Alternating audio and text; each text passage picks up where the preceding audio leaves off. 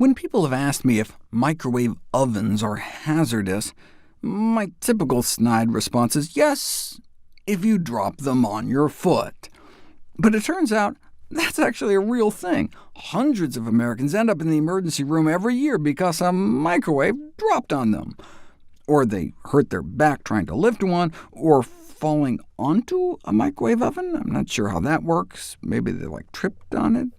But the majority of microwave injuries involve scalding oneself on hot foods or liquids.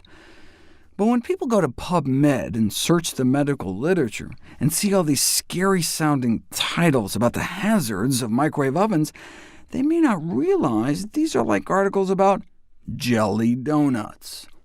Hazards of a microwave oven. An adolescent patient, ravenously hungry, rushed home from school for his afternoon snack, found a jelly donut, popped it in the microwave. The outside was just comfortably warm, and so he gulped it down before the searing pain started from the burning jelly inside, and he had to go to the hospital. And that's the tricky thing about microwave cooking. With conventional cooking, the outside is hotter than the inside, but with microwaving, the inside can get burning hot, even while the outside remains relatively cool. Now, there's still a lot more kids getting burned from regular stoves. The injuries related to stove use vastly exceed those associated with microwave ovens. Over a 5-year period, about 40,000 compared to 5,000 with microwaves, and the stove burns tend to be more severe as well. In fact, you know how you're never supposed to heat infant formula in a microwave, since you may not be able to judge the heat of the contents just by feeling the outside of the bottle? Well, if you heed that warning and use a pot or bowl of hot water to warm it instead, you may actually end up with higher burn risk from accidentally knocking over scalding water. So what's their solution? They suggest not warming it up at all. And that's basically just a cultural thing that we feel the need to warm it. Or even better, how about not bottle feeding it all and go for scald-proof milk at perfect body temperature?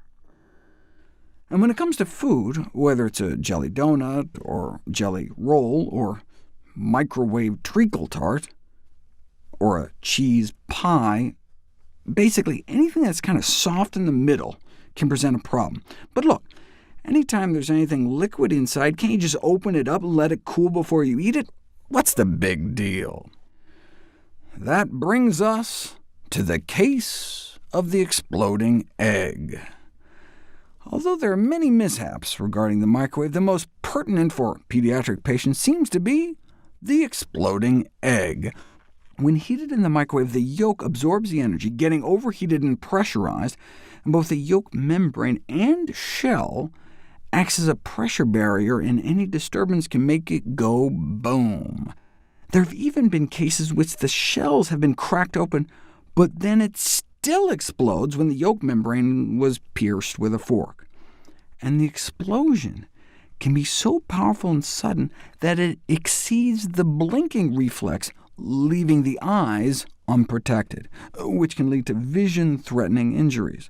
Normally it's just facial burns, but her poor brother had his face right over the plate and got his eyes burned and ended up in the hospital.